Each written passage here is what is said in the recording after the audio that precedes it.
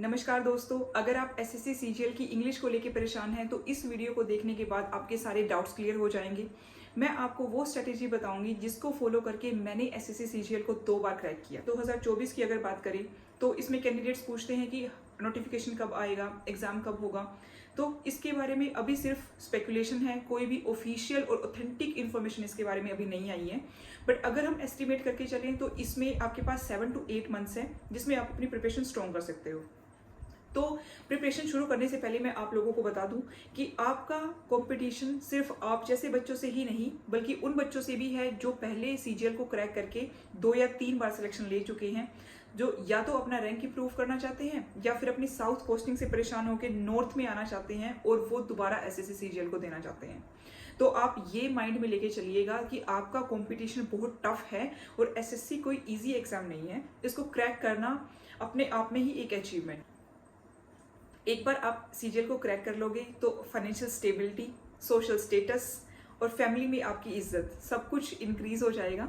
तो आप इस पे अच्छे से डट के काम करिए और इसको एक हैबिट बनाने की बजाय 3-4 साल 5 साल प्रिपरेशन करने की बजाय एक बार बैठिए, स्ट्रेटेजी बनाइए और इसको निकाल दीजिए। एसएससी सीजीएल में 30 से 50 लाख बच्चे बैठते हैं, अपीयर होते हैं, पर आपको इस चीज से नहीं डरना है। अगर आपकी प्रिपरेशन बढ़िया है, आपने हार्ड वर्क किया है, आपने स्मार्ट वर्क किया है तो आप इसमें सिलेक्शन ले सकते हो। अब हर कोई यूट्यूबर बोल देता है कि स्मार्ट वर्क करो, स्मार्ट वर्क करो। क्या है स्मार्ट वर्क? कोई ये नहीं बताता कि स्मार्ट वर्क है क्या। स्मार्ट वर्क वो है जिसमें आपको ये पता हो कि आपको किन किन चीजों को नहीं पढ़ना है। डोंट्स आपको पहले पता होने चाहिए डूज की बजाय। तो इस वीडियो में मैं आपको डूज एंड डोंट्स दोनों ही बताऊंगी।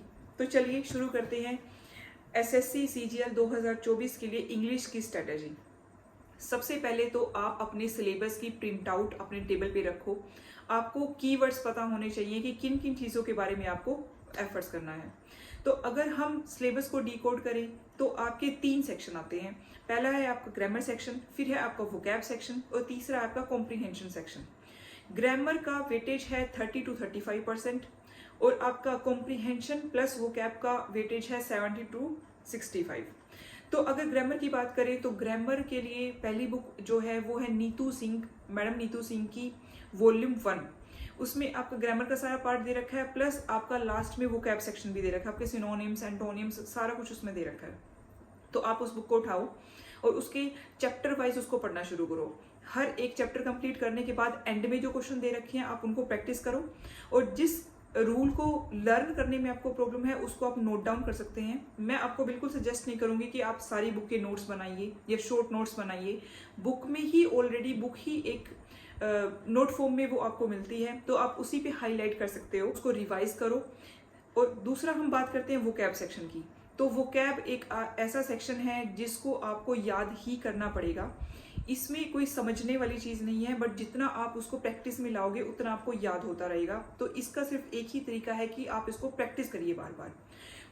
वोकैब के लिए दूसरा मटेरियल है आपका ब्लैक बुक। ब्लैक बुक में आपके सारे वर्ड्स इस तरीके से दे रखे हैं जो बिल्कुल ही एग्जाम ओरिएंटेड है और आप इसको बाय हार्ट लर्न कर लो और ऐसे के ऐसे आपको एग्जाम में मिलेंगे। देखिए वोकैब का सेक्शन अगर हम बात करें तो किसी एक बुक में आएगा ये हम शॉर्ट नहीं कह सकते। वोकैब का इतना वास्ट है, जितना आप पढ़ते रहोगे उतने ज़्यादा आपको वर्ड्स याद होते रहेंगे और यही आपके लिए बेनिफिशियल रहेगा। तीसरा अगर हम कॉम्प्रीहेंशन की बात करें जिसका वेटेज इंग्लिश में सबसे ज़्यादा है, तो कॉम्प्रीहेंशन को कैसे कवर करें। अब हम वोकैब को याद कर लेंगे, ग्रामर के रूल्स को पढ़ लेंगे, बट कॉम्प्रीहेंशन को करने के लिए आपको बिल्कुल बेसिक को आपके स्ट्रॉन्ग करना पड़ेगा। इसके लिए या तो आप न्यूज़पेपर रीडिंग करो या फिर आप नोवेल रीडिंग करो।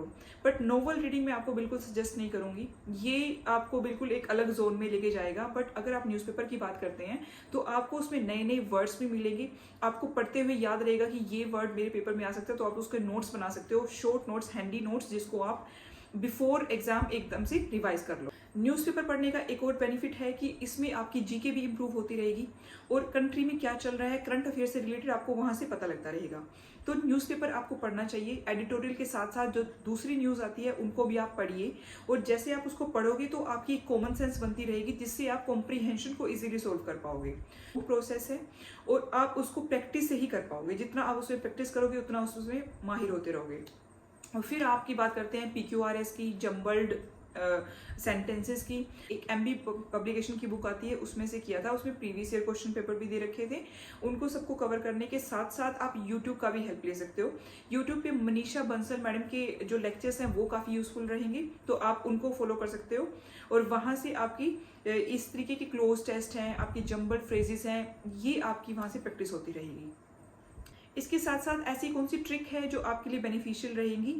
सबसे पहली ट्रिक है कि आप सोने से पहले कुछ टाइम 15 से 20 मिनट, हाफ एन आवर, आपने जो वो कैब याद करी आप उसको बार बार करिए। चाहे कोई भी टॉपर हो या किसी ने भी अगर सिलेक्शन ली है, तो किसी को भी वो कैब एक बार पढ़ने से याद नहीं होती। इसका तरीका यही होता है कि आप उसको बार बार लर्न करो, बार बार उसको याद करो। आपके रूम पे कहीं पोस्टर लगा के आप उस पर लिख सकते हो, ताकि आपके सामने वो वर्ड आते रहे और आप उसकी मीनिंग ना भूलें। और सोने से पहले अगर आप उसको रिवाइज करोगे, फिर एक बार आप उठ के रिवाइज करोगे, तो वर्ड्स याद होते रहेंगे और आपको एक्स्ट्रा एफर्ट उसमें नहीं करने पड़ेंगे। तो इंग्लिश के लिए अगर आप इसी स्ट्रेटेजी को फॉलो करते हो तो इंग्लिश में आप अच्छा स्कोर कर सकते हो। आप मेंस में भी और टियर 1 में भी आपका अच्छा स्कोर इसमें हो जाएगा। और इंग्लिश और मैथ्स एक बड़ा रोल प्ले करते हैं SSC CGL की सिलेक्शन में।